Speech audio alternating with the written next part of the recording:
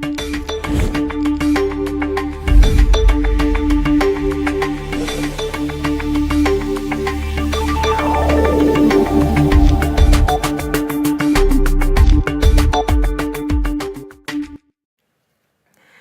is a beautiful Thursday morning in the capital, Thursday, the 26th of March, 2026.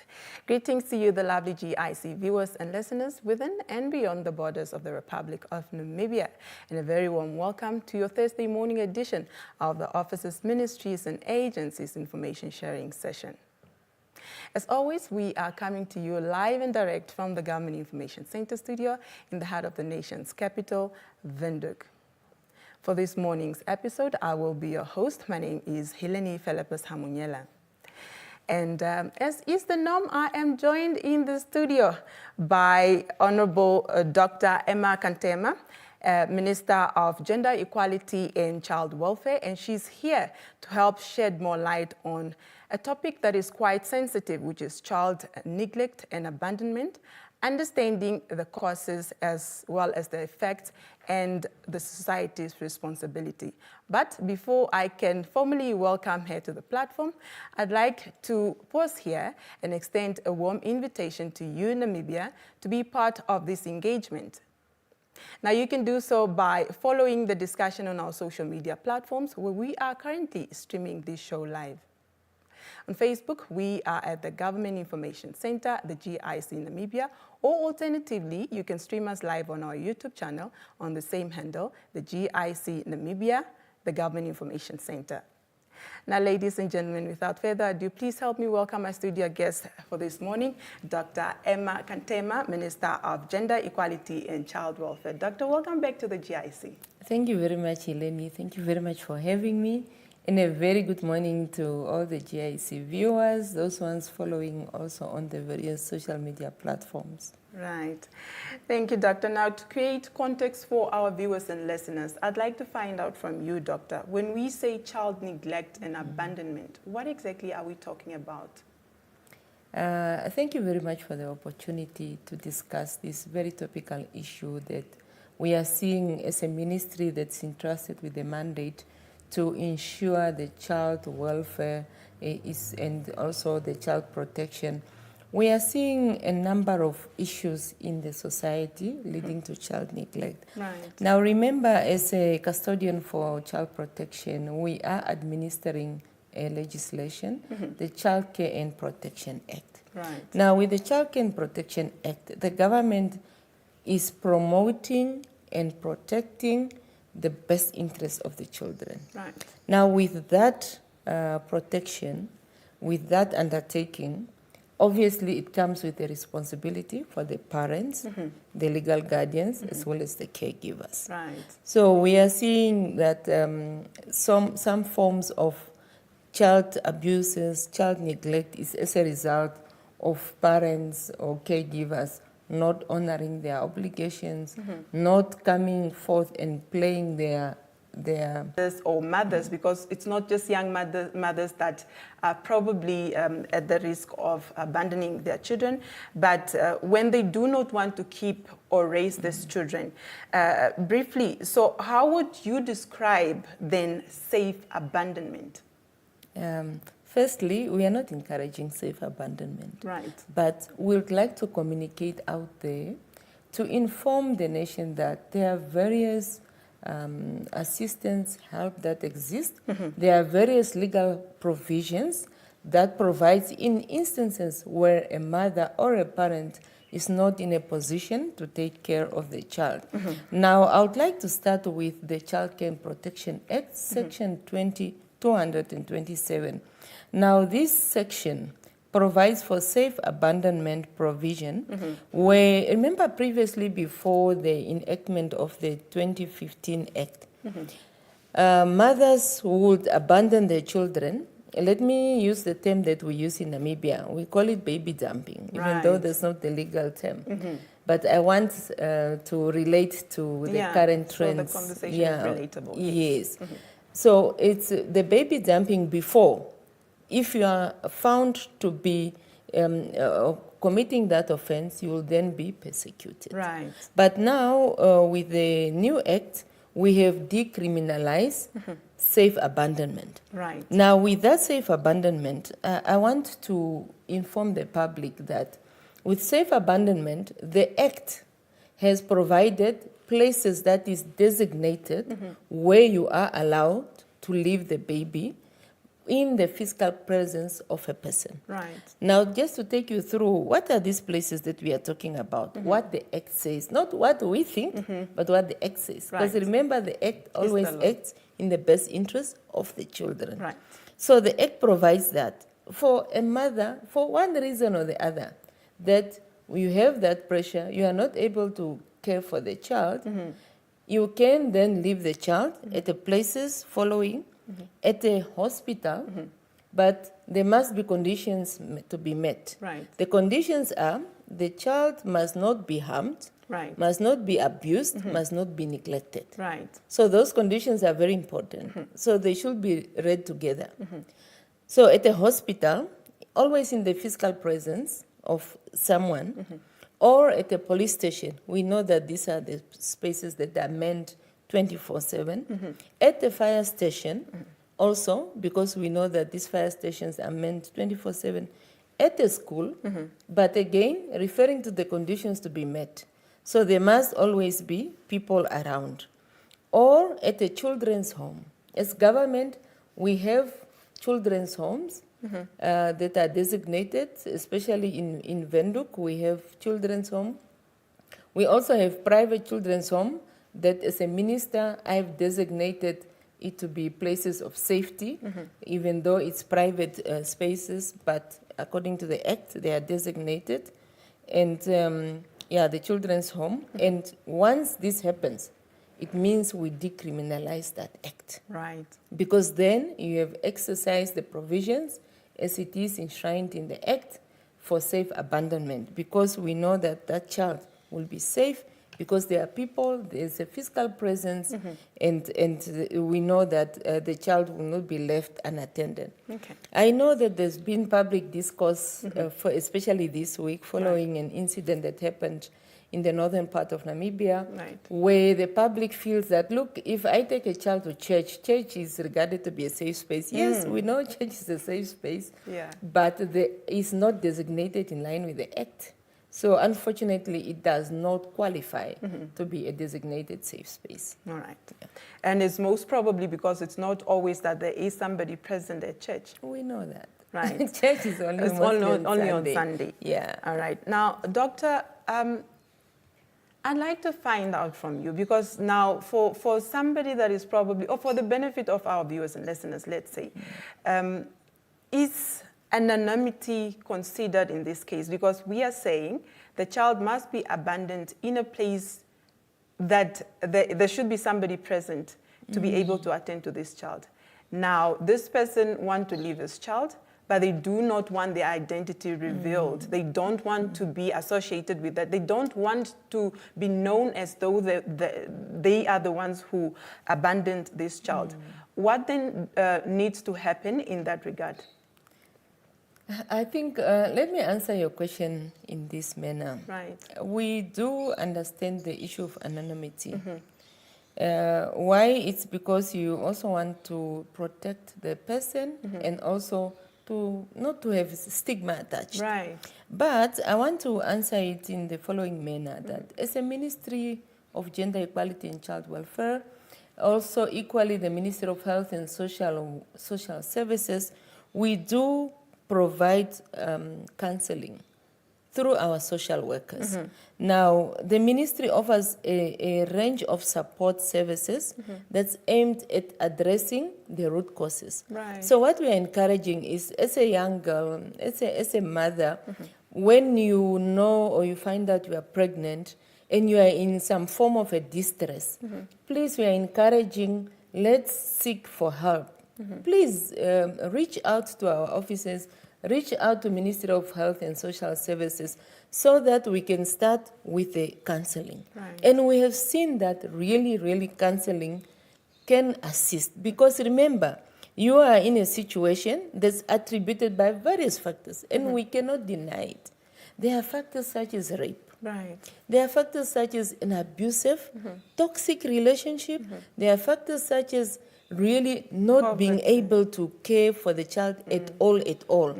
Now, with that counseling, we'll then look at what your situation is, and we'll assist to encourage you to explore various ways. Now, there are various ways. For example, if it's an issue of you are really not able to provide food for this child, we have social grants for children, vulnerable and orphan children. You see, so perhaps it's just what you needed to address that situation or that problem. Or the other part, in terms of issues of rape, we do know that it's legal. There are those processes that can be followed in order for you not to continue. Yes. Or so that we know that there is certain provisions of the Act for us to assist you. Right. And we have stories to tell that after such counseling, after the 9 months, when a mother gives birth, you will see that the situation will change completely. Right. Why? It's because of that process that you've gone through. So we are really encouraging young mothers, we are really encouraging mothers to seek for help so that we can come out and assist. Also, equally, the social worker will explain to you what are some of the other alternative ways that you can deal with this issue. And I want to briefly just take us through what are the alternative options that parents can explore. Right. Now, firstly is the issue of kinship care. Right. Kinship care is an instance that allows a member of the child's family or an extended family or a close family friend to take over the day-to-day care of the child once a child is born. Now, a kinship care agreement can be entered into between the mother, whether it's formal, voluntary agreement with a relative. This process does not take away the rights as a parent, but it rather delegates that right To the kinship care. Okay, right. Yes. Okay. And secondly, we have foster care. Right. Now, foster care is, unlike the kinship care, it involves placing a child with a person who is not a family member. And this is a temporary care, but can also be much more lengthier than a place of safety. Right. So this arrangement can extend up to 18 years. Depending on the circumstances of the biological parents. Now, it's a formal placement that is done by way of a court order, and it's facilitated by a social worker because there are various processes that needs to go in up to us taking it to court for the court to issue that court order. Right. Now, with this one, I want to mention that as a ministry, we provide the foster parent with a care grant. That is a government support to say that, look, you have taken on this responsibility. As a caring government, we are here to assist you to raise the child. Right. So then the other form that I want to mention, which is mostly a last resort, it's more a permanent process, is the adoption process. Right. Now, the adoption process is where all parental responsibilities and rights are legally transferred from the biological parent to the adoptive parents. Okay. Now, the biological mother receives support to give up your child because we know it's not an easy process. Right. Me and you, we are mothers. Indeed, we are. No, it's not. I can't it's even not, imagine. It's not the desire of a woman to say that, look, I want to give up my child. So we will then need to provide the person with psychosocial support so that we also look after the welfare, the mental health of the mother. Okay. So we provide social work, the social work provides counseling, also for you to understand the implications of giving up your child for adoption, to understand the conditions and to give the consent for an adoption. And this is also done by way of a court order. Okay. Now, lastly, is where we provide place of safety to the children or to the babies. As a ministry, we have places of safety in 8 regions. In some instances, we have private institutions where we have also designated as places of safety. This temporary arrangement is made again with a recommendation of a social worker that allows the removal of children from the care of the mother or the father after birth, and then placing the child in a designated place of safety. In these cases, it ranges between 0 to 6 months because this is temporary, and it's done to allow the mother really to reorganize herself and to ensure the readiness to receive the child when the time comes. Right. So those are the various options that we are really encouraging the mothers to explore, and also to tell the public that, please, we do have provisions, we do have alternative sources to abandonment of children that is offered. It's legal. As a ministry, we are there. We can explain this every time. Should you need the assistance, please, whether you want to be on social media, do so. We are present on Facebook, all the media, all the platforms. All right. Thank you, Doctor, for that very insightful response, right? Now, I'd like to draw you back a little bit. We were speaking of safe abandonment, right? But now I want to find out, in which instances would a parent still face prosecution in an event safe abandonment is probably not met? Because we did mention that there are places that are designated for that. So if Doctor can just speak to us on that one. Well, to answer it in short, is when you leave a child at places that I have not mentioned. Right. That already not the fire station, not the police station, not the hospital, yes, and not a clinic, not a school. That will constitute neglect. Because remember at the beginning I said, as parents, the Act places an obligation on you to take care of a child. So you have an obligation, you have a duty, you have a responsibility as a mother, right, as a father. Please, let's also talk about fathers. Fathers, yes.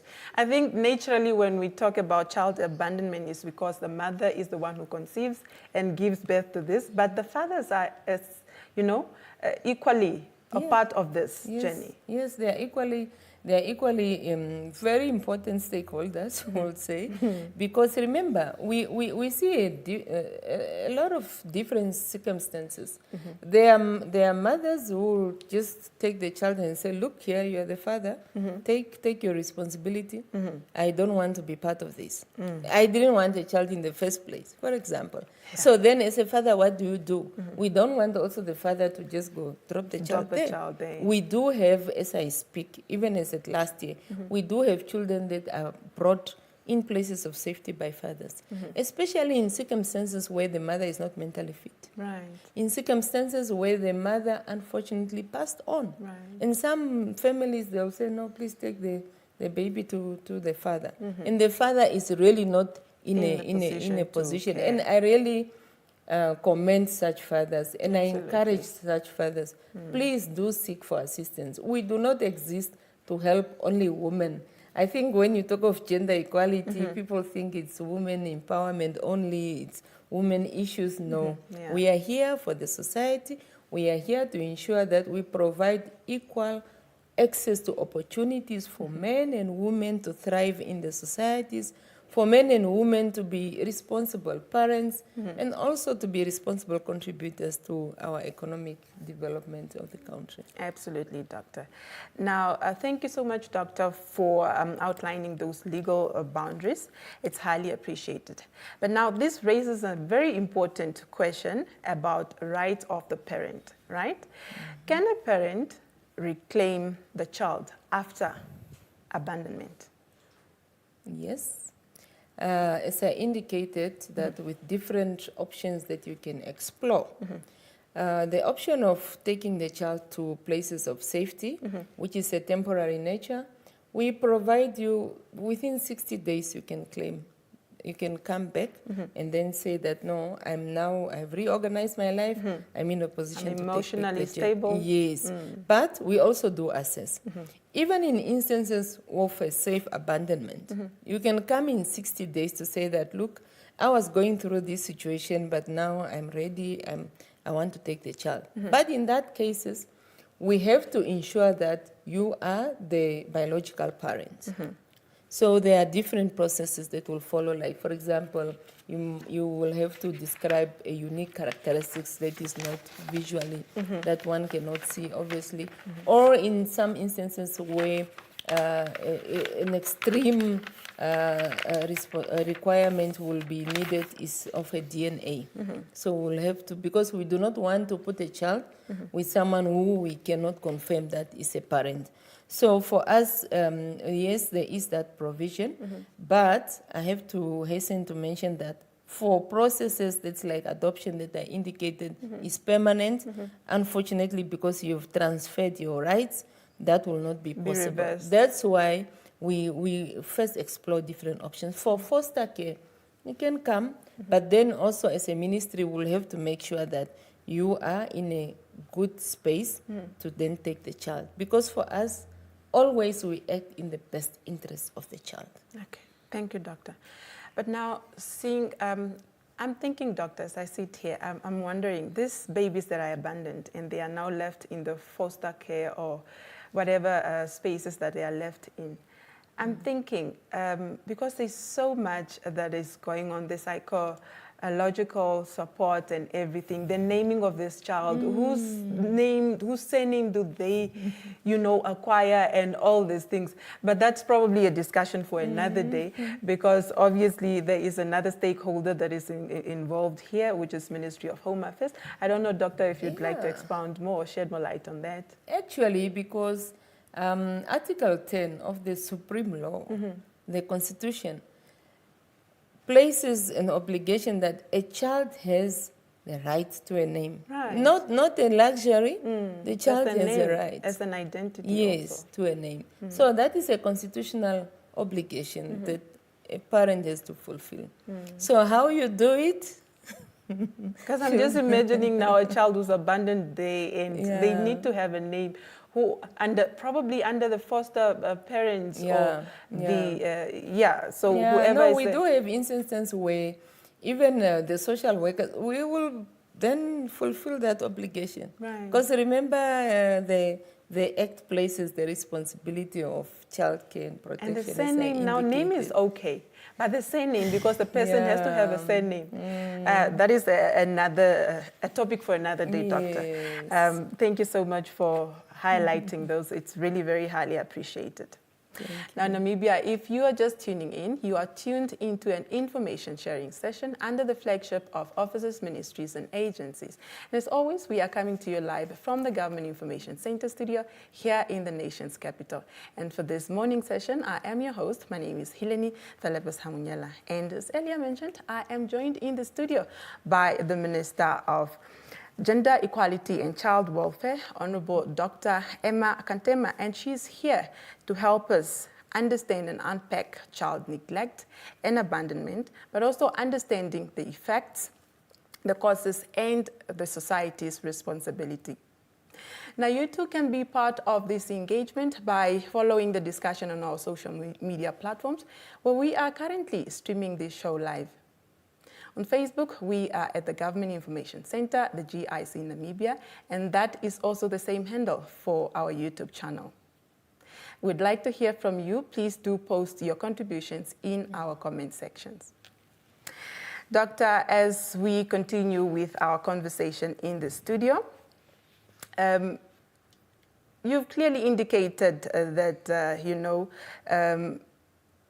there is a legal part of this child in abandonment and neglect. But now I want to shift gears to support mechanisms that are available for mothers who feel unable to care for their children. Can you briefly talk to us about that? Yeah, I alluded to it before, but I also just want to take a step back to say, what are the primary contributors to abandonment? Right. Whether it's safe, whether it's through baby dumping, as we say. Now, the ministry, together with UNICEF, Ministry of Youth, back then in 2012, conducted a study because we wanted to look at evidence-based. What is it that contributes. And some factors that we identified as push factors for mothers to venture into these desperate measures are issues of paternity denial. Absolutely. Yeah, when we see this a lot, we see this often, this is a leading cause of refusal of fathers to acknowledge the child or to provide financial support or leaving the mother to face that burden alone, which is very heavy. I mean, nowadays, we are more aware of our mental health issues. So as a mother, this can then be contributing factors. Right. So how do we do this now? How do we assist in this situation? We have what we call support that we give. If you look at our budget, on the 8th of April, I'll be motivating our vote 36. So please do tune in and follow so that you can look at what are the budgetary provisions for various activities. So we do render support based on the recommendation of a social worker. Like, for example, in this financial year, we had provided for 50,000 for paternity tests. So I'm mentioning this to say that, look, we provide support even for fathers, or even for men and boys, because we are seeing a lot of conversations that the boy child is left behind. We are not looking after the men's mental health issues. No. We are there again, as I mentioned, for everyone in our society. So then we can assist to remedy this situation, because we have seen the consequences of these paternity tussles. It can be very detrimental.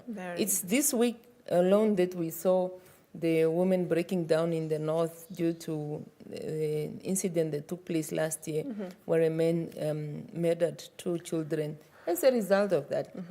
So please, as a ministry, we do support. We do support for us to ensure that paternity certainty. But of course, this will be done with an assessment of a social worker. So counseling then becomes very imperative. Poverty and unemployment is also one factor that was identified. It leads to the inability to provide necessities like food and clothing. That creates a sense of hopelessness in this situation, and that may also then lead a mother to take some of these measures. So that's why I alluded to earlier that during that counseling, we can then explore different measures to say, look, we do have this social grant that you can be eligible for. Absolutely. And apart from that social grant, we have other economic strengthening activities, such as the income generating grant, income generating activity. This is initiatives that we implement based at a constituency level, where you can approach the constituency officer, you can go to your regional council and apply for this assistance. This is more an equipment aid to provide for the micro, small and medium enterprises support, so that you are able to be economic active. You can engage in a business. You can, if you want, you can do gardening, you can do tailoring, you can come up with your IT company, and then you are provided with the equipment so that you are economically active to then to enable you to address again that distress situation.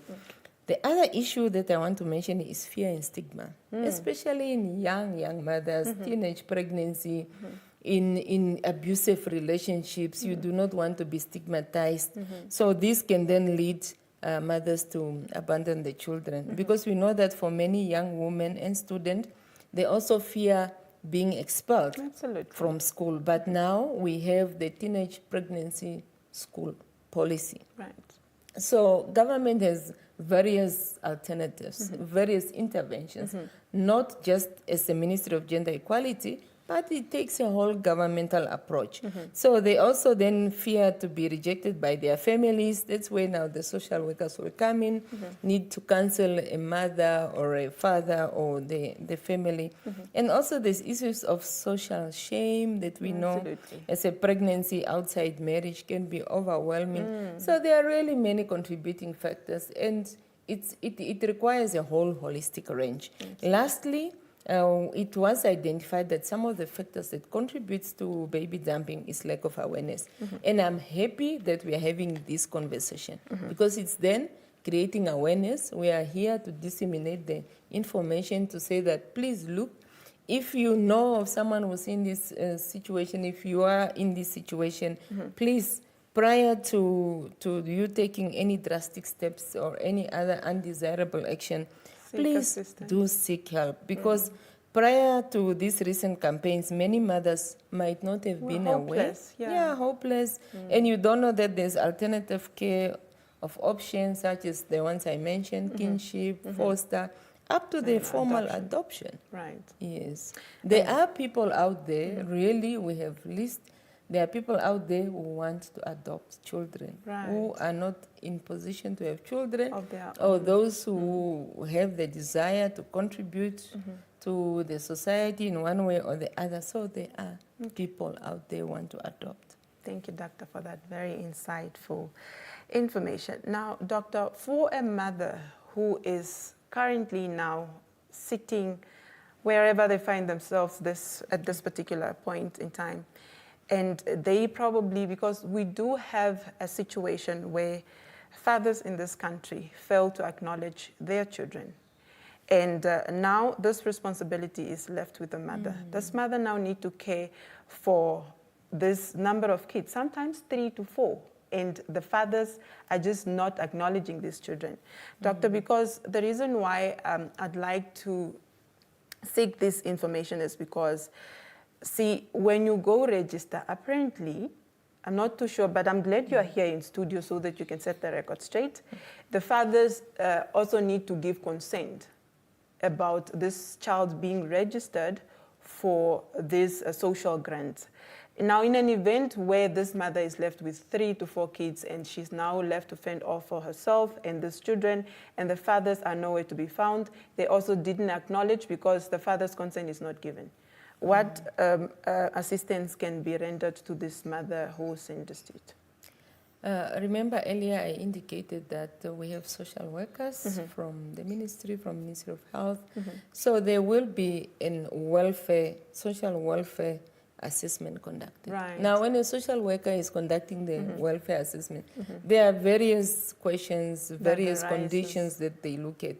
Because obviously, even if the father do not give the consent, as a social worker, you can determine that this parent is in need of assistance. Right. Yeah. So we do not discriminate. Okay. We do not discriminate, but we rather look at a situation on a merit basis. All right, Doctor. That is some sort of relief for those mothers that are actually tuned in right now. Now, Doctor, continuing with our conversation in the studio, what is the ministry currently doing to reduce cases of child abandonment in Namibia? Well, we continue to constantly do awareness sessions, and that's why I'm here. Right. And we are also, from time to time, provide building capacity for our social workers, who we regard as frontline workers. And not only our social workers, but includes social workers from Ministry of Health. It includes life skills teachers. It also includes law enforcement officers. So we are continuously building capacity to remind ourselves and to refresh in terms of what options exist. So we are ensuring that our people who are the day-to-day contact with the community, with the society, are equipped with the much needed necessary information. So we do have refresher courses or refresher workshops for our social workers. And we really urge our community members to please visit our offices. We exist to provide information. We exist to provide assistance wherever they find themselves. Now, the good part, what we have done as a ministry, we have delegated our functions to the regional council. Now, with that delegation, we have decentralized. Decentralized, we have delegated the function. Absolutely. So we are at the delegation phase. You know, the Decentralization Act has different phases. Right. So we are in the phase of delegation. So we have delegated our functions. With other words, we've brought services closer to the people. Right. Yes. Okay. Thank you so much, Doctor. But now, speaking of, you spoke about capacity building. I now want to shift gears to policies or reform. Are there any new policies or reforms that are being considered to better protect the vulnerable children in Namibia? We have commenced with the process to amend the Child Care Protection Act, Act number 3 of 2015. Why? Because we are seeing also emerging trends that are coming up, violating the rights of the children. For example, I want to talk to the online sexual exploitation. Back then, it was not prominent, but now we are seeing, I even saw it in today's newspaper, where we are saying we have a number of how many cases already reported, over 10,000, 12,000 cases. So what do?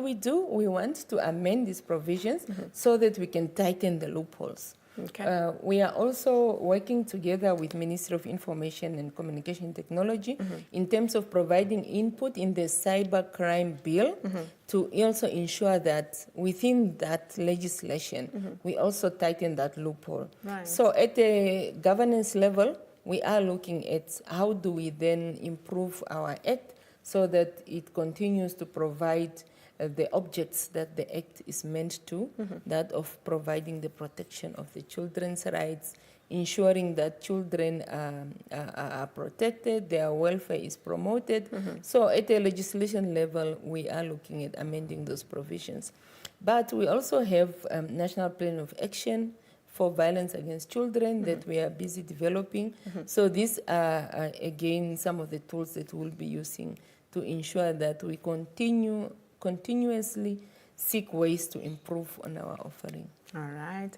Thank you, Doctor. And now, there is a saying that says, or an African proverb that says, it takes a village to raise a child. Now, what role can communities and extended families play in preventing child neglect and abandonment?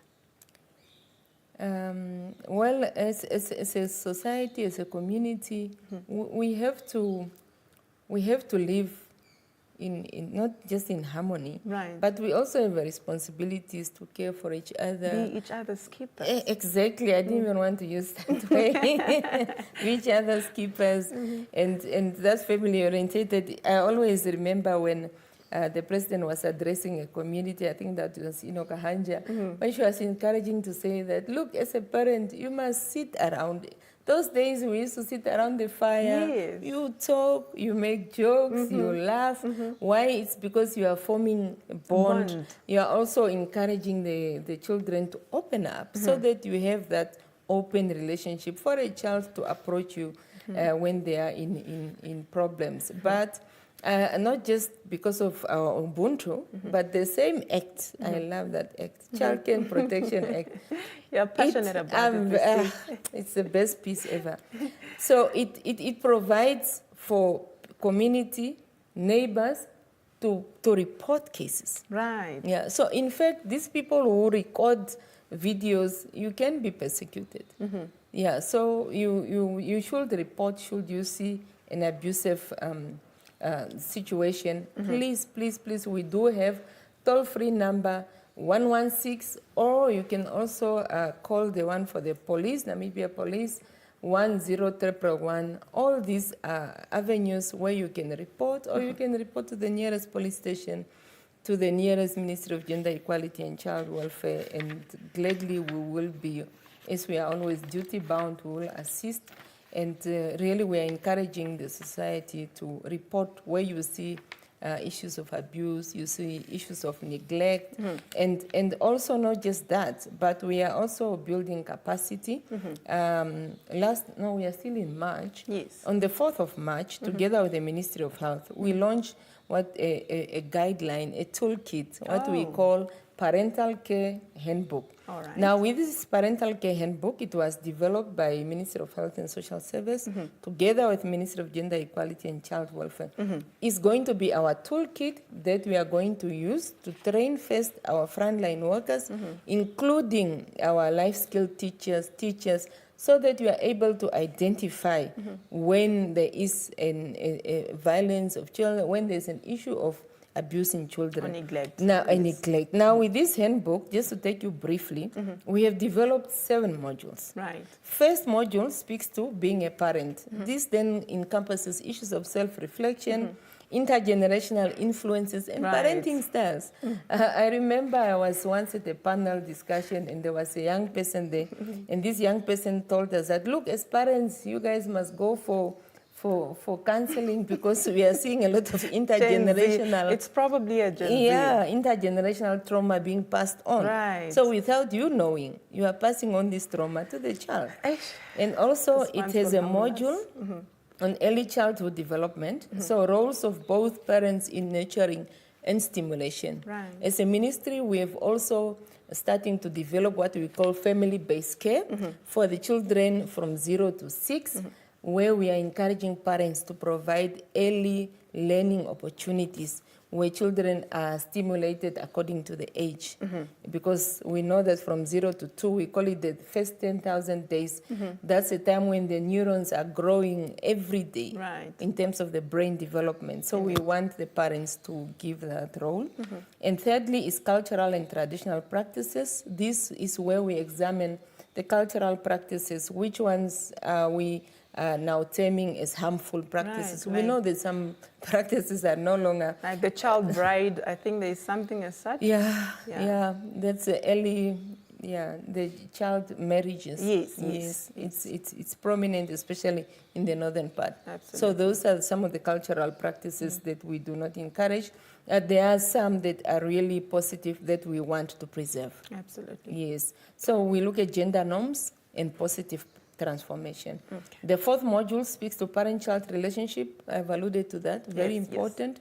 And then adolescence, especially when children are now developing in that stage where they think, what, mom, you don't know much like what I do.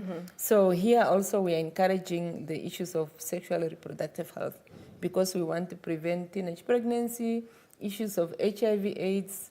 I saw that on the front page today. They say that we record three cases every day. So these are also some of the interventions that as parents we have an obligation to.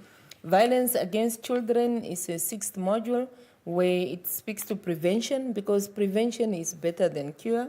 Reporting pathways, we've just talked about how the society should play their role and also the available support services that exist. Lastly is online reality, where I alluded to it, and again, for us parenting in a digital era, digital age, issues of promoting safe online behavior.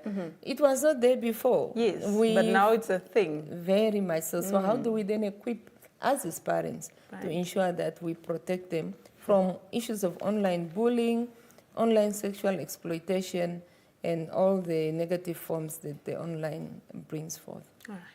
Thank you so much, Doctor. Doctor, we are briefly rounding up our discussion this morning. It was a mouthful, but one that I've learned so much from, and I'm sure I'm speaking on behalf of many Namibians that are tuned in right now, but it would be amiss of me if I don't pose you this question, Doctor. Is there any other additional information that you would like to share with the nation? I think I've covered it all. You've covered but I'm more than happy to always engage and to take this conversation further because ours is always to ensure that we challenge stereotypes. Right. Yeah, especially stereotypes of gender, cultural practices. We encourage open dialogue. So I would like to urge the community members out there to please do use our social media platforms. We are present, we have footprints in all regions, we have footprints in constituencies, whether you find yourself in Ohangwena or you are in Kettmans, in Karas, wherever you are, the offices will remain open. We are here to serve. Our president is always calling on us to ensure that service delivery becomes core and essential to the work that we do on a daily basis. All right. Doctor, I'd like to thank you so much, so much for availing your time this morning. I know that you are very busy. Thank you so much for taking away from your busy schedule and to come speak to us, to help us understand child neglect and abandonment, but also the effects and the responsibility of the society there too. We appreciate the efforts that you and your team are putting in to ensure that these ills becomes, you know, alleviated, or at least we preserve the lives of the Namibian child. Thank you so much. Thank you very much for the opportunity, and we shall continue to engage the public and continue to do the good work that you do to disseminate information. Right. Thank you so much, Doctor. Namibia, that concludes the first episode of an information sharing session under the flagship of OMAS, which means Officers, Ministries and Agencies. My name is Eleni Felepa-Samunyela. I was joined in the studio by Dr. Emma Kantema, Minister of Gender Equality and Child Welfare. And we were understanding the child abandonment as well as neglect, the effects and the consequences, or should I say, as well as the social responsibility of the society there too. Thank you so much for tuning in. Please stay tuned. We are bringing you another session shortly.